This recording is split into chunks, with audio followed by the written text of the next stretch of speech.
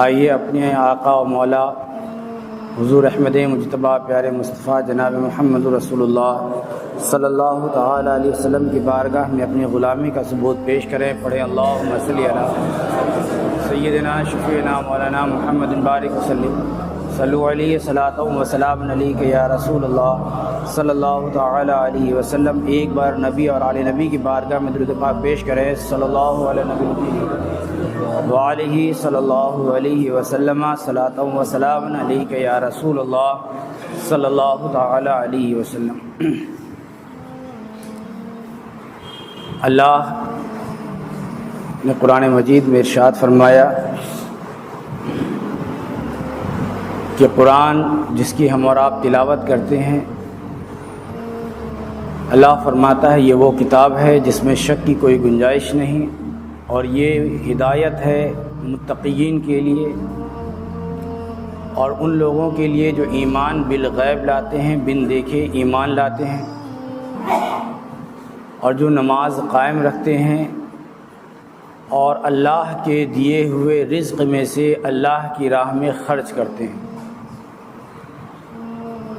اور اللہ نے ایسے لوگوں کا مسکن، ایسے لوگوں کا ٹھکانہ اللہ نے فرمایا کہ وہ جنتوں میں داخل ہوں گے، اور اللہ ان پر اپنا فضل خاص فرمائے گا، اور وہ جنت میں بڑی شان و شوکت کے ساتھ داخل ہوں گے۔ کون لوگ؟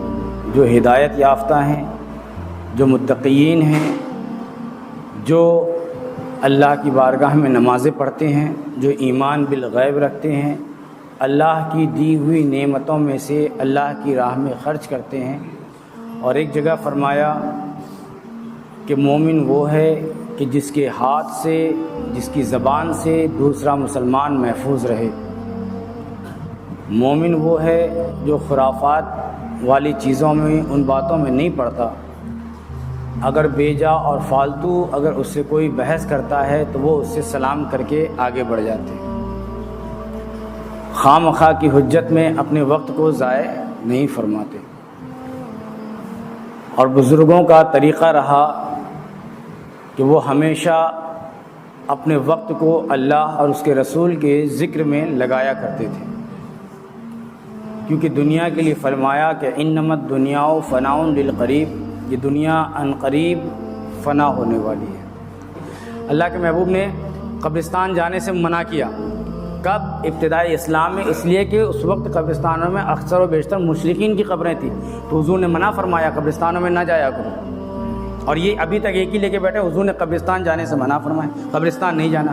مگر اس کے بعد حضور نے فرمایا کہ میں تمہیں پہلے روکا کرتا تھا اس لیے کہ کفار و مشرکین کی قبریں وہاں زیادہ تھیں، اب تم قبرستان جایا کرو اس لیے کہ وہ تمہیں آخرت کی یاد دلائے گا، جس سے تمہاری دنیاوی لالچ کم ہوگی اور تمہارے دل میں خوف الہی پیدا ہوگا۔ تو قبرستان جایا کرو اور رویا کرو، اور بنا قرآن کی آیت پڑھے، بنا بسم اللہ پڑھے کوئی چیز مت کھایا کرو، یعنی کہ قرآن کی آیت اس پر پڑھا کرو پھر کھایا کرو۔ اور یہ کہتے ہیں قرآن کی آیت اگر پڑھی جائے گی ہمارے لیے حرام ہے، تو قرآن جس پر پڑھا جائے وہ حرام کس کے لیے؟ وہ شیطان کے لیے، کیونکہ صاف صاف ہم اور آپ جانتے ہیں کہ جس کھانے پر بسم اللہ پڑھا جائے شیطان اس میں شریک نہیں ہو سکتا۔ تو بسم اللہ اور قرآن کی آیت کا پڑھا ہوا کھانا صرف شیطان کے لیے حرام ہے، مومن کے لیے تو کہا گیا کہ تم کھاؤ، جب تک اللہ کا نام نہ لیا جائے مت کھاؤ۔ اللہ کا نام لیا جائے، قرآن پڑھ دیا جائے تو کھاؤ، تم بھی کھاؤ، دوسروں کو بھی کھلاؤ۔ یہ تو حضور کا طریقہ ہے، یہ تو اللہ نے فرمایا ہے۔ اب یہ نئے نئے لوگ پیدا ہوتے ہیں، نئی نئی طرح کی باتیں بتاتے ہیں، نئے نئے مرحلے، نئے نئے معاملے سامنے آتے ہیں، تو لہٰذا ایسے لوگوں سے بچ کر رہیں کہ جو آپ کے ایمان کو اچک لے جائے۔ ہدی للمتقین، یہ قرآن ہدایت ہے متقیوں کے لیے، جو متقی ہیں، جو پرہیزگار ہیں۔ متقی کون لوگ ہیں؟ جو اللہ کے رسول صلی اللہ تعالی وسلم کی اتباع کرتے ہیں، جو کسی بھی صحابہ کرام کو اپنا آئیڈیل بنا کر اس کے طریقے پر چلتے ہیں، جو کسی بھی بزرگان دین کے دامن سے وابستہ ہو گئے، وہ بھی جن بزرگ کا دامن پکڑا وہ بھی دین سے وابستہ ہیں، دین سے جڑے ہیں، ان سے نمازیں نہیں چھوٹتی، حرام عمل نہیں کرتے، غلط کام نہیں کرتے، مکروہات سے بچتے ہیں، تحریمی سے بچتے ہیں، تنزیہی سے بچتے ہیں، ان تمام معاملوں سے بچتے ہیں، اور اللہ اس کے رسول کی محبت کو اپنے دل میں بساتے ہیں اور اسی محبت میں سارے عمل کرتے ہیں۔ تو ایسوں کو اپنا پیر بھی بنائے، کیونکہ اللہ نے فرمایا، تو اللہ کے محبوب نے فرمایا کہ اپنے لیے کوئی بہترین شخص ڈھونڈو کہ جو تمہارا سفارشی ہو، کیونکہ ہر کوئی وکالت نہیں کر سکتا۔ ہر کوئی سفارش ہی نہیں کر سکتا. سفارش وہ کرتا ہے کہ جس کو پہلے سے ان چیزوں کے بارے میں معلوم ہو. اب جیسے میدان حشر کا ذکر ہم نے آپ نے سنا کہ میدان حشر میں سارے نبی کہیں گے کہ اذهبوا الی غیری، میرے پاس نہیں تم دوسرے کے پاس جاؤ. آدم سے لے کر عیسیٰ تک سب یہی کہیں گے. سارے لوگ اکٹھا ہوں گے، حشر میں پریشان ہوں گے کیونکہ سورج سوانیزے پر ہوگا، زمین اس کی تپش سے تانبے کی ہو جائے گی، پیر بھی جل رہا ہوگا. بعض لوگ اپنے گناہوں کی وجہ سے کوئی کمر تک، کوئی سینے تک، کوئی منہ تک اپنے پسینے میں ڈوبے ہوئے ہوں گے. تو یہ سارے معاملہ اب اتنی پریشانی اور الجھن میں جب دماغ کھول رہا ہوگا، سب لوگ اپنے اپنے لیے سفارشی ڈھونڈیں گے. تو حضرت آدم تو سفارشی میں اللہ نے قرآن میں فرمایا یہ ان لوگوں کے پاس بھی جائیں گے. جیسے آج بہت سارے ایسے لوگ ہیں جو جمعے کی نماز ادا کرنے کے لیے پہلے آتے ہیں. کچھ لوگ ایسے ہوتے ہیں مسجدوں میں صرف تقریر سننے کے لیے پہلے آتے ہیں. کچھ لوگ ایسے ہوتے ہیں جو اس لیے آتے ہیں کہ آج کوئی غلطی کرے تو ہم اس پر کچھ بولیں. تو ہر ایک کے اپنے اپنے آنے کے طریقے الگ الگ ہوتے ہیں. تو اسی طرح میدان حشر میں جو اللہ نے قرآن میں فرمایا کہ یہ لوگ اپنے حواریوں کے پاس جائیں گے، ان لوگوں کے پاس میں جو ان کو ورگلایا کرتے تھے. بسم اللہ کا کھانا مت کھاؤ، قرآن کا پڑھا ہوا مت کھاؤ، نبی پر درود مت پڑھو، قبرستانوں میں مت جاؤ، اہل بیت کو مت مانو، فلاں حضرت کی جو ہے فاتحہ نہ دلاؤ، کسی بزرگ کی تعمیر کرو، کھڑے ہو کر درود نہ پڑھو. جو ایسے ایسے خرافات بتایا کرتے تھے قرآن میں تو سب کچھ بتایا یہ کرو. اور یہ ان سب کی مخالفت کرتے ہیں کیونکہ نبی کی امت کو توڑنا تھا. اور یہی اہل سنت توڑ کر جو 73 فرقے بنے، یہ 72 فرقے جو زائد بنے، وہ اسی اہل سنت والجماعت سے نکلے، وہ کسی الگ سے نہیں آئے. یہ اسی سے توڑ کے جو ہے اتنے فرقے بنا دیا. تو کہنے کا مقصد یہ ہے کہ وہ ان کے پاس جائیں گے، اپنے ان عالموں کے پاس میں کہ جو ان کو ان خرافات کے بارے میں بتایا کرتے تھے، ایسا مت کرو، ایسا مت کرو. یہ میں نہیں کہتا، یہ قرآن کہتا ہے. یہ اپنے حواریوں کے پاس جائیں گے اور ان سے کہیں گے. تو وہ کہیں گے کہ آج تو میں خود ہی پھنسا ہوا ہوں.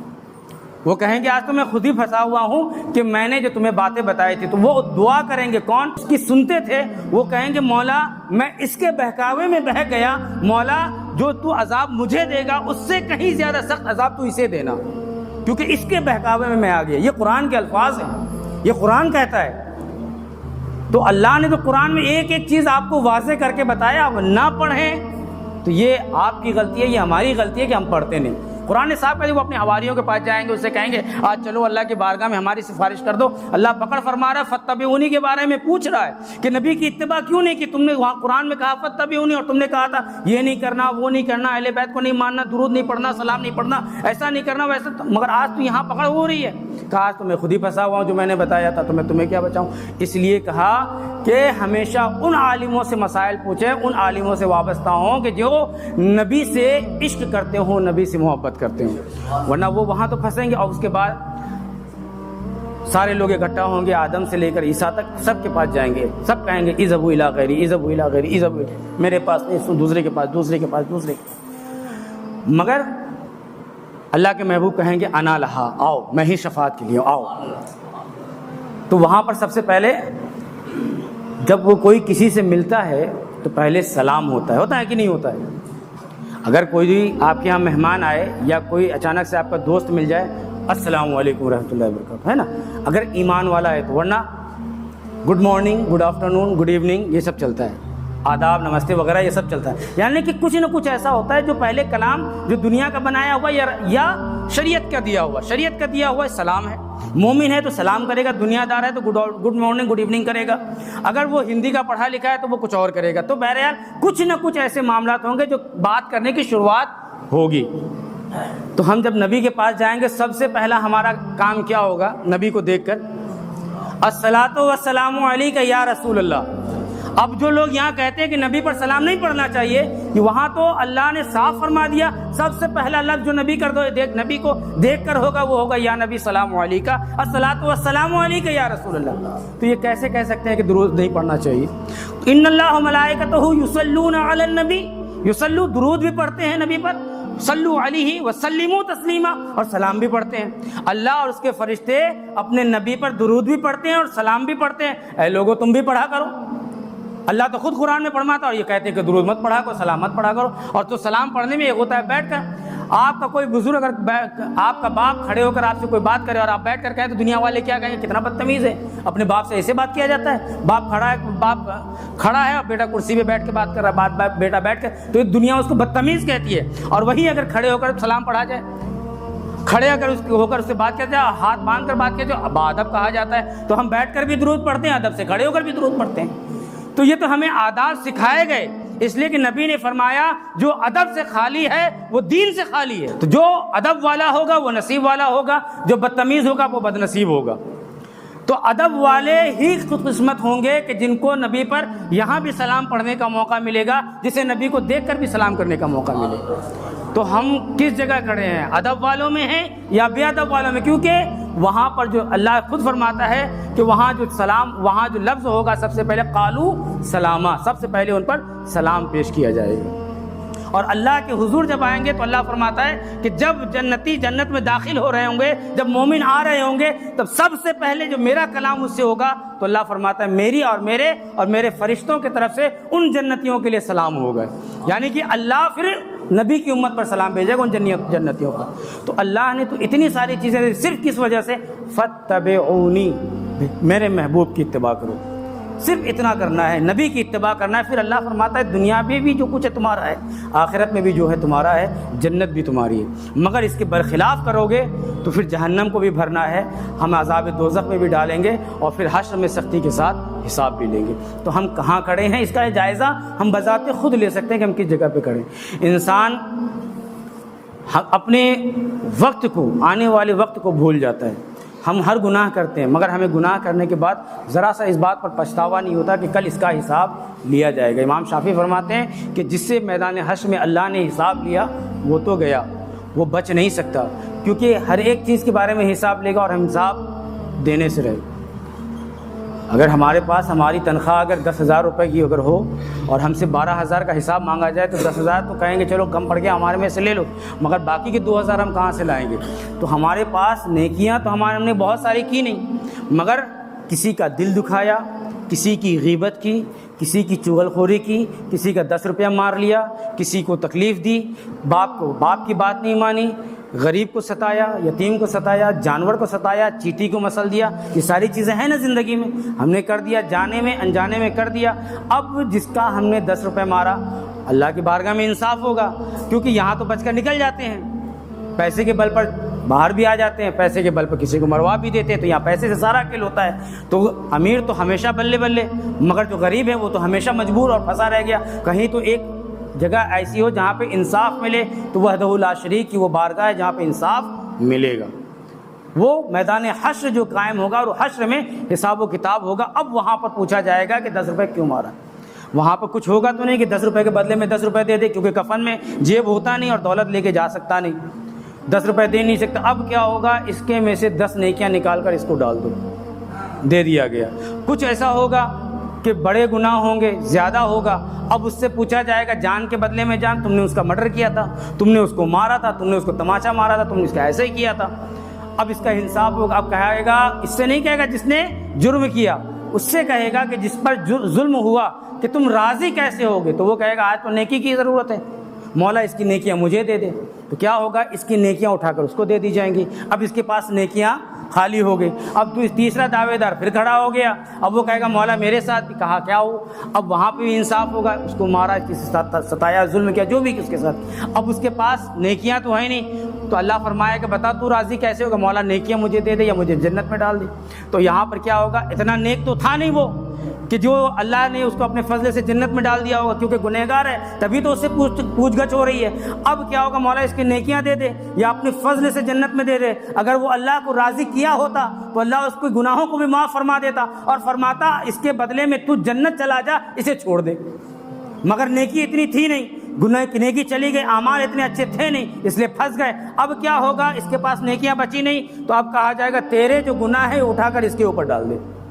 اب وہ گناہوں سے خالی ہو گیا، اس کے پاس نیکیاں رہے گی، تولی جائے گی، صرف نیکیاں ہوں گی، وہ جنت میں جائے گا۔ مگر پھنستا چلا گیا وہ انسان جس نے ظلم کیا، جس نے غیبت کیا، چغل خوری، یہ سب چیزیں ہم بالکل بھی نہیں سوچتے۔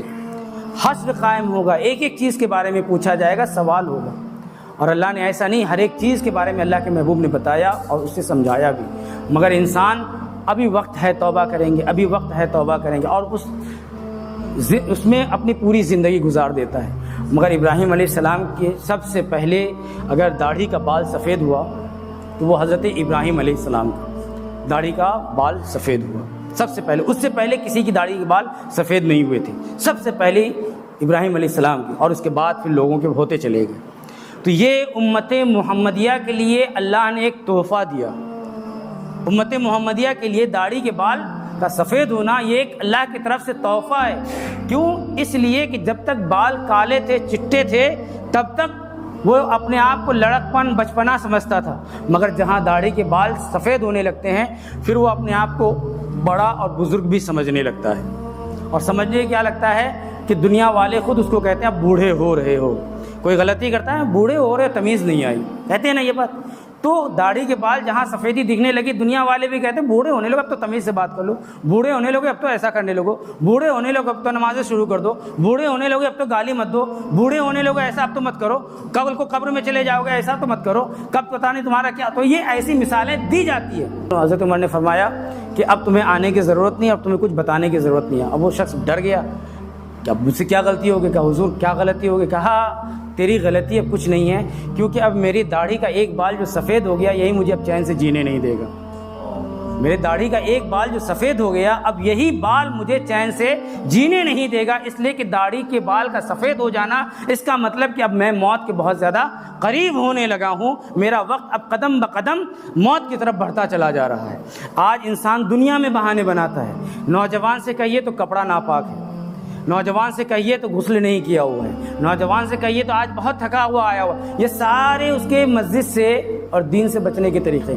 بڑوں سے کہا جائے کہ نماز کے لیے آئیے، چلیے کسی جلسے میں چلتے ہیں وغیرہ وغیرہ، کسی پروگرام میں چلتے ہیں، آج دکان میں کسٹمر بہت ہے، آج دکان میں مصروفیت بہت ہے، آج اس کا بہت ہے، آج یہ چیز بہت ہے، آج بہت تھک گیا ہوں۔ تو انسان بوڑھا ہو چاہے نوجوان ہو اپنے لیے بہانے بڑے اچھے تلاش کر رکھے ہیں اور بڑے اچھے انداز میں بہانے تلاش کر رکھے، مگر کیا ہم نے آپ نے غور کیا وہ اس اللہ کی طرف سے جب بلاوا آتا ہے اور اسرائیل علیہ السلام آتے ہیں تو کیا اس وقت کے لیے بھی کوئی بہانہ ہم نے بنا رکھا ہے؟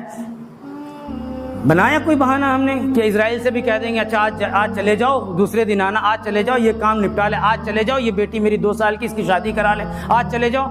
آپ نے بہتوں کو دیکھا ہوگا نوجوانی تو بوڑھے ہوں یا نوجوان، عمر موت کی کوئی طے اور فکس نہیں ہوتی، وہ اللہ جانتا ہے، یہ ہمارے طے اور فکس کرنے سے نہیں ہوتی کہ اب ہمارے پاس بہت وقت ہے۔